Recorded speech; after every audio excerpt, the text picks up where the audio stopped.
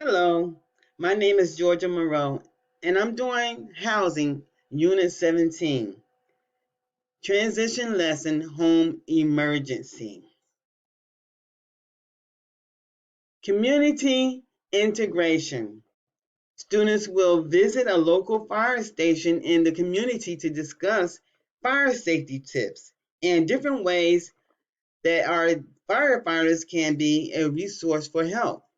Students will learn the importance of listening to local news for updates on weather or other community related emergencies. The key points of this lesson: review three major types of home emergencies: fires, suspicious activities, and natural disasters. Discuss preventive tips for home emergencies. Discuss procedures during or leading up to a potential emergency. Steps to critical thinking. Number one, listen to the question. Number two, listen to the choices. Number three, think about what you know. And number four, make a choice. Predictions. What will our lesson be about?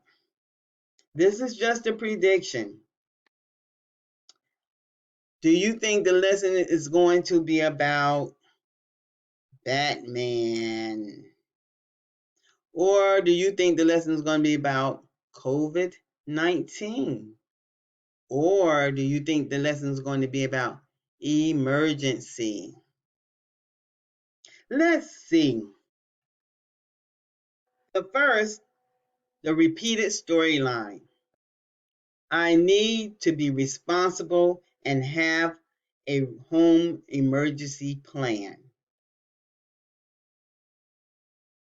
The steps of synthesizing knowledge. You're going to listen to the teacher. You're going to listen to the whole lesson. And then you're going to think about the information now. And then you're going to think about the information later. Housing, vocabulary words.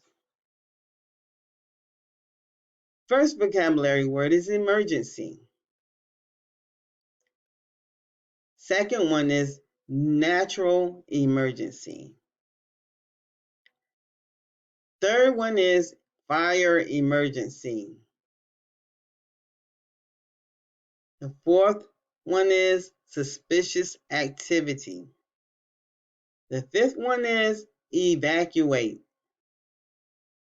And the sixth one is dial 911. Housing, home emergency. This is the lesson. What is home emergency? An emergency is any dangerous situation in the home that requires immediate action. That means action that needs to be done right now. Three main housing emergencies. An emergency can be natural emergency. This can mean any natural disasters that could cause danger, such as a tornado or a hurricane. A fire emergency. Any size unexpected fire in the house can be considered an emergency. Suspicious activity emergency. This can include any suspicious activity that you are worried about: break-ins, robberies, unfamiliar people outside of your home. Let's talk about natural emergency. Natural emergencies are caused by weather that we cannot control. These include earthquakes, tornadoes, hurricanes, and floods. To be prepared for these events, We will need to always be listening to the news. If necessary, the news will let us know what we need to do and when we need to evacuate our homes. Evacuate to leave a certain area because of danger. Another way to prepare for natural emergencies is to have a disaster preparation box. This kit will include items to make sure you are warm and safe in case of power outages and other damages to the home. Items that will need to be put into a disaster box will be a flashlight, a blanket to keep you warm, radio, you can hear the news on, water, batteries to go to your flashlight so that you can see because you don't have any lights, and canned food.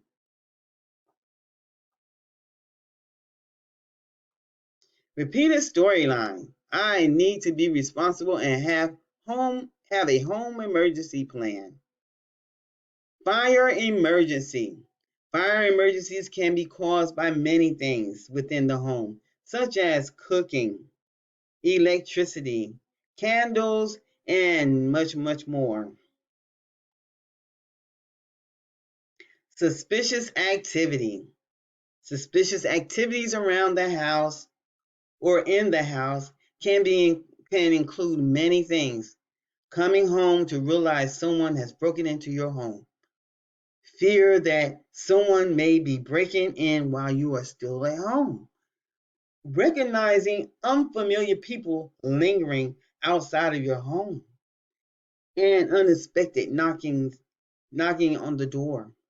This can be prevented through always locking your doors and never answering your door unless you are expecting a visitor. Calling 911.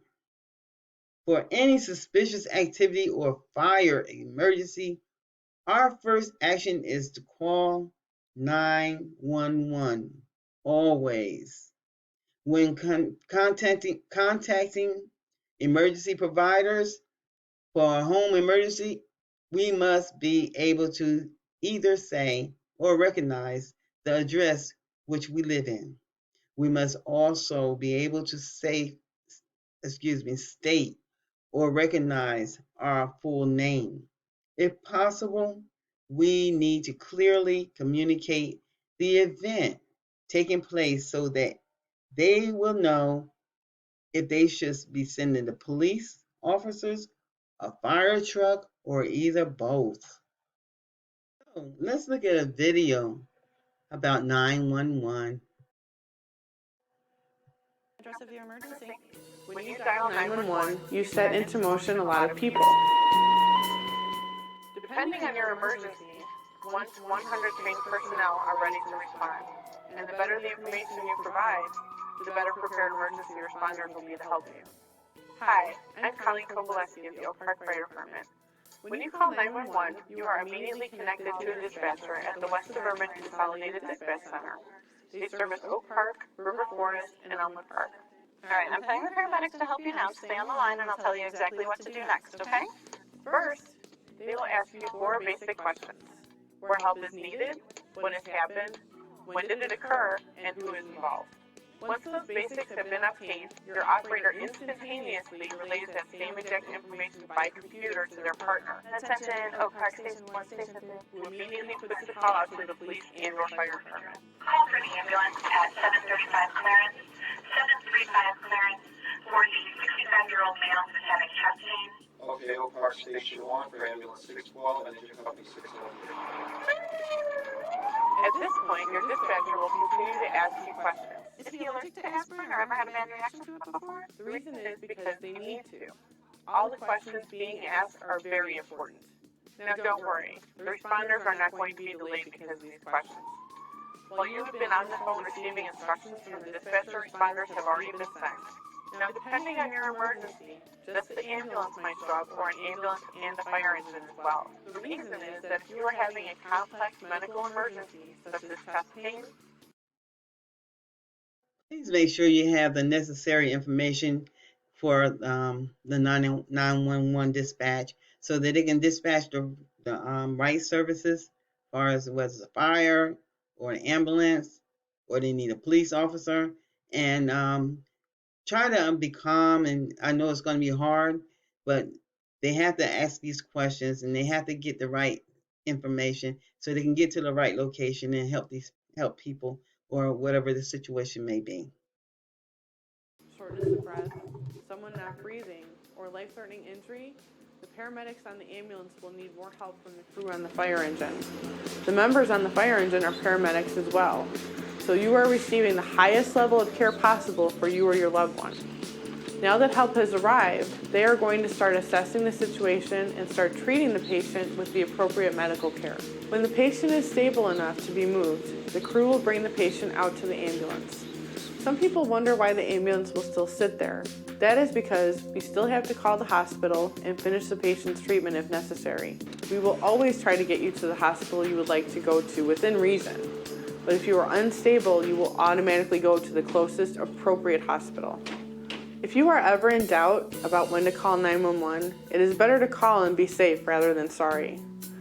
We would much rather get there and see that there is nothing serious going on than not be there when something is. So, it's always better to be safe than sorry.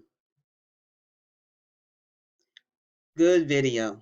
All right, let's get back to our lesson. Steps to critical problem solving. Number 1, what is the problem? Number 2, how do you know? Number 3, what do you need to solve the problem? Number 4, do you have all the information?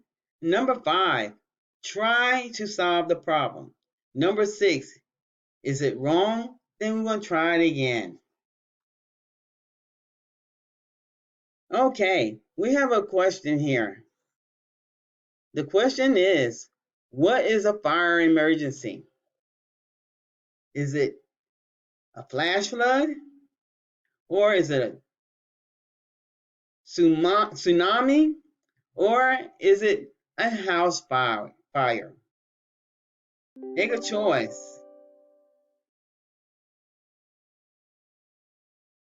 If you had picked house fire, you had chose the right answer.